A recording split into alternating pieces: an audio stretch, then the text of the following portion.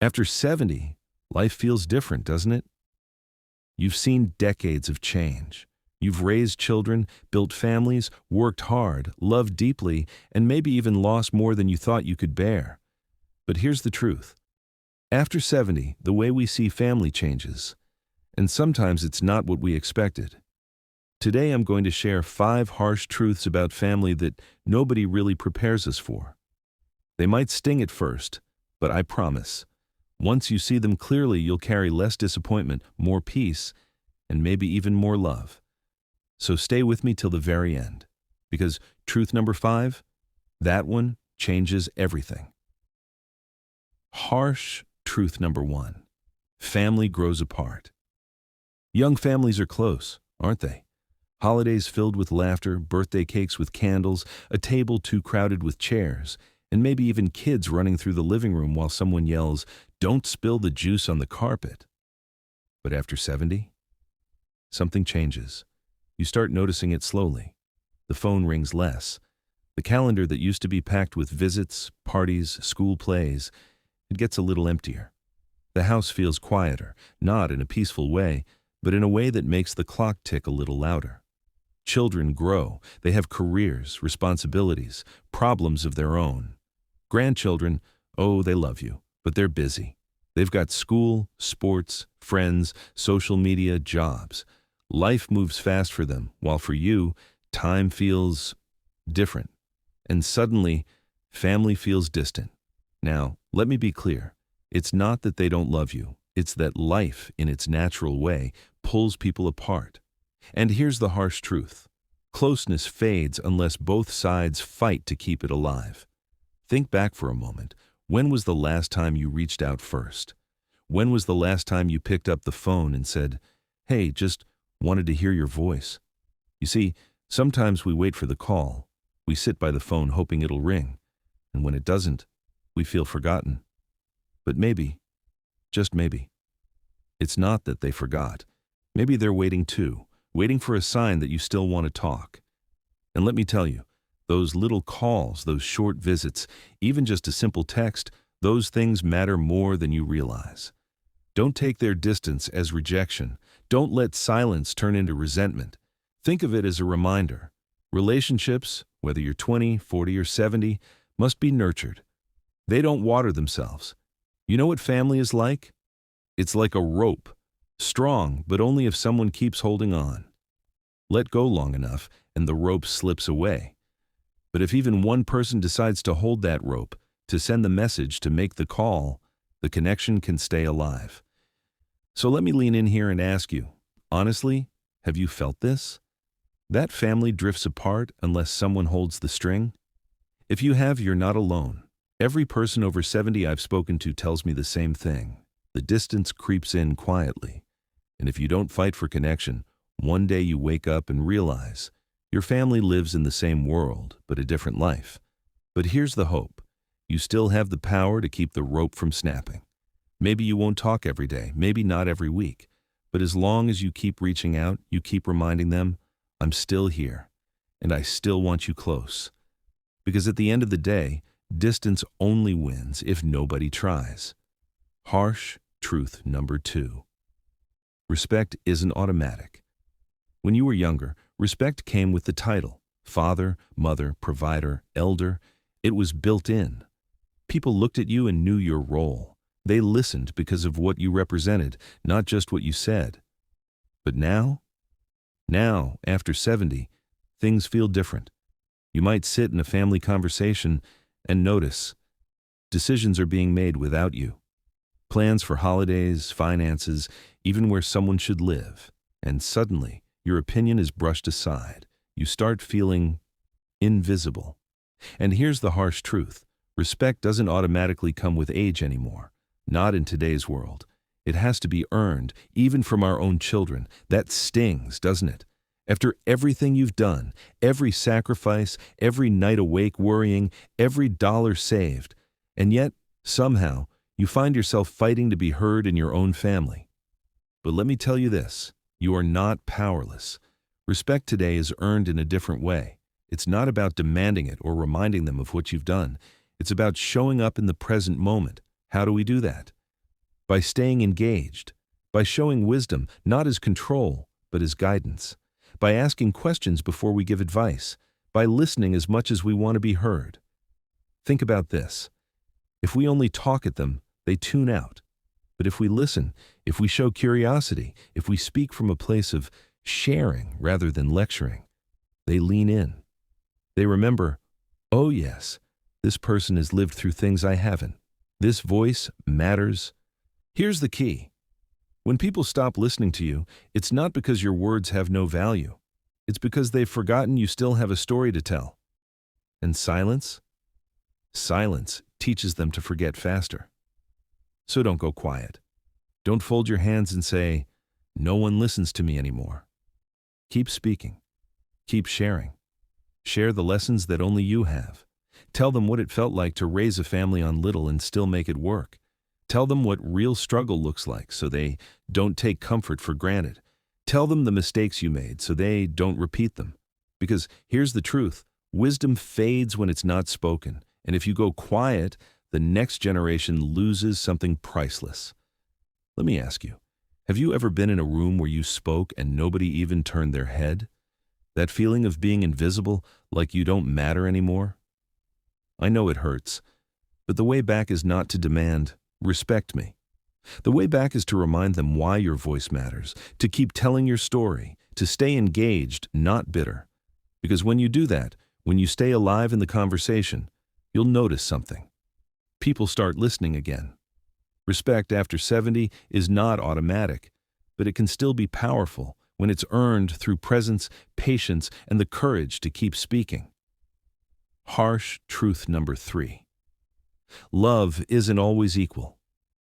This one hurts the most. You may have given everything to your children, your time, your money, your patience, your health, your very best years. You poured yourself out so they could stand taller. And when you look back now, you notice something that feels unfair, that love didn't always come back the same way. One child calls every week, checks in, remembers your birthday. Another? Months go by and not even a text. One grandchild hugs you so tight when they see you.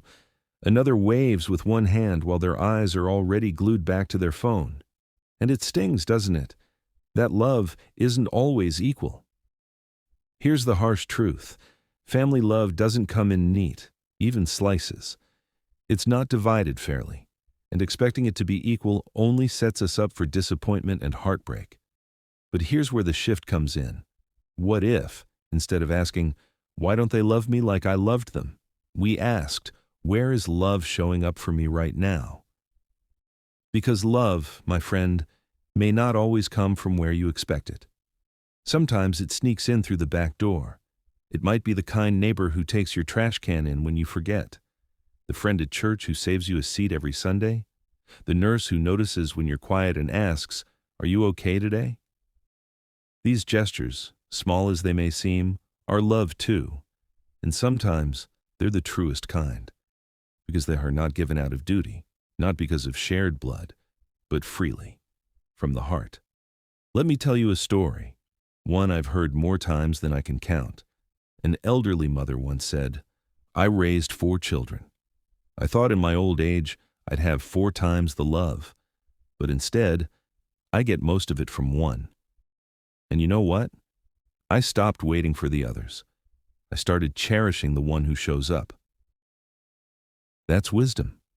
Because love doesn't multiply just because you gave it. It doesn't come back in the same form you sent it out. Sometimes it skips generations. Sometimes it shows up sideways. And sometimes, this is the hardest part, it doesn't come back at all from the people you wanted it from most. But here's the truth. Love is always present in some form if you're willing to see it. It may not wear the face you expected, but it is there. So don't waste the years you have left waiting at the window for the one who doesn't come. Open the door for the one who does. Cherish the love that arrives, even if it comes in smaller, unexpected ways. Because love doesn't have to be equal to be real. It doesn't have to be returned the way you gave it to be worth receiving. And when you learn to stop measuring love and start noticing it, you'll find that your heart stays full no matter who shows up or who doesn't. Harsh truth number 4. You can't fix everything anymore. When you were younger, you were the fixer, the problem solver, the glue that held everyone together. If the kids argued, you stepped in. If money ran short, you stretched it. If the house needed repair, you rolled up your sleeves. You didn't just live through problems, you carried them on your back and made sure things got done. But now, things have shifted.